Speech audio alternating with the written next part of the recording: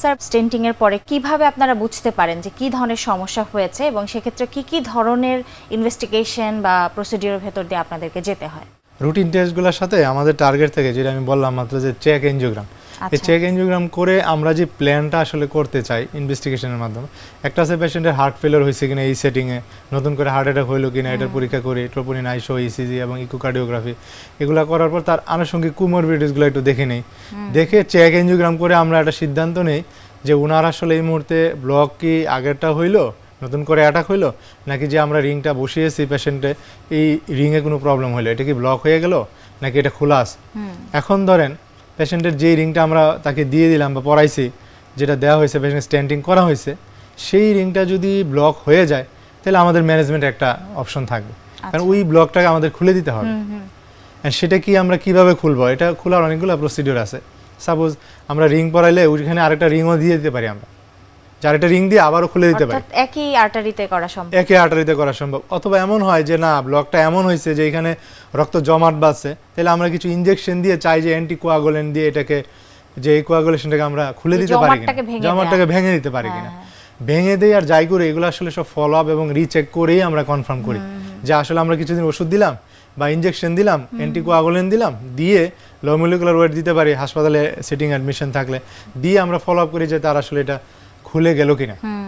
আর আনুষঙ্গিক বিষয় হচ্ছে যদি এমন হয় না আগের রিংয়ে কিছু হয় না, নতুন করে হয়েছে, তাহলে আমরা নতুন করে ওটার ম্যানেজমেন্ট করি যেভাবে প্রয়োজন হয়, সেটা রিং লাগুক বা ফলো আপে থাকলে হবে না সিগনিফিকেন্ট কিনা এটা।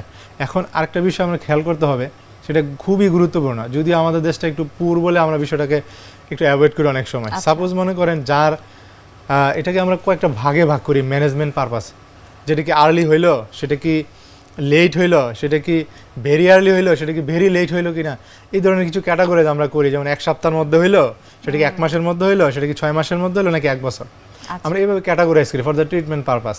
এগুলোকে দিয়ে আমরা বুঝতে পারি যে পেশেন্টের কত আর্লি হইলো, তাহলে ম্যানেজমেন্ট কী হওয়া উচিত। যেটা গুরুত্বপূর্ণ আমি বলতেছিলাম যে যাদের খুব আর্লি হয় বা আপনার স্ট্যান্টিং করার পর 1 বছর পর্যন্ত তো আমরা ডাবল অ্যান্টিপ্লাটেলেট বলি, পেশেন্ট চালাই যেতে হয়, অনেকগুলো ওষুধই থাকে, 1 বছর পর্যন্ত চালাই যায় আমরা, ডিপেন্ড অন, কারো আরো বেশি কারো আরো কম, ডিপেন্ডস করে সিচুয়েশনের উপর, কিন্তু আমরা একটা টার্গেট থাকে যে আমরা 1 বছর ওষুধগুলো চালাবো। এখন ধরেন যাকে আমরা ধরেন অ্যাসপিরিন দিয়ে দেওয়া হইলো অথবা ক্লোপিডোগ্রিল দিয়ে দেওয়া হইলো, এই অ্যাসপিরিন ক্লোপিডোগ্রিল আমাদের দেশে, এটা আমরা অনেকগুলো রিসার্চ আমাদের দেশেও হয়েছে, দেশের বাইরে হয়েছে, দেখা গেছে যে এই ওষুধগুলো রেজিস্ট্যান্ট ডেভেলপ করছে। আচ্ছা, হ্যাঁ, রেজিস্ট্যান্ট ডেভেলপ করছে অ্যান্টিফাঙ্গালের মতোই। এন্ড রেজিস্ট্যান্ট ডেভেলপ করার কারণে কি হয়েছে, পেশেন্টের যেটা 2 সপ্তাহ না যাইতে 1 মাস না যাইতে আবার বুকে ব্যথা আগের মতো, যে রিংটা আমরা দিছি এটা ব্লক হয়ে গেছে, বন্ধ হয়ে গেছে, কারণ মেডিসিন কাজ করতেছে না, সবকিছু ঠিক ছিল, মেডিসিন কাজ করতেছে না। এখন সেই ক্ষেত্রে আমরা অনেক সময় মেডিসিনের একটা পরীক্ষা করে দেখি যে এই মেডিসিনগুলো রেজিস্ট্যান্ট আমরা পরীক্ষা করে পাই কিনা, যদি পাই তাহলে ওষুধগুলো চেঞ্জ করে দেই। অনেকেই দেখা গেছে ওষুধ চেঞ্জ করে দিছি, খুব ভালো আছে, অথবা চেঞ্জ করছি দেখা গেছে 1-2টা ওষুধ দেয়া, একটা রেজিস্ট্যান্ট আছে আরেকটা নাই, অথবা একটা রেজিস্ট্যান্ট আছে আরেকটা কম, তখন আমরা একটা ওষুধ চেঞ্জ করি, অথবা এমন করে একটা চেঞ্জ করে আরেকটা অ্যাড করে থার্ড ওষুধও আমরা অ্যাড করতে পারি যদি হাই রিস্ক হয়। আচ্ছা, অ্যান্টিকোয়াগুলেন্ট লোড দিতে পারি। যে কোনো ধরনের সমস্যা অ্যারাইজ করুক না কেন তার সমাধান এখন পর্যন্ত চিকিৎসকের কাছে আছে। অনেক চমৎকার বলেছেন স্যার। আমাদের অনুষ্ঠানে একটি নিয়মিত সেগমেন্ট হচ্ছে বিভিন্ন খাদ্যের পুষ্টি গুণাগুণ দর্শকদের দেখিয়ে থাকি, সেটি এখন দেখিয়ে আসবো।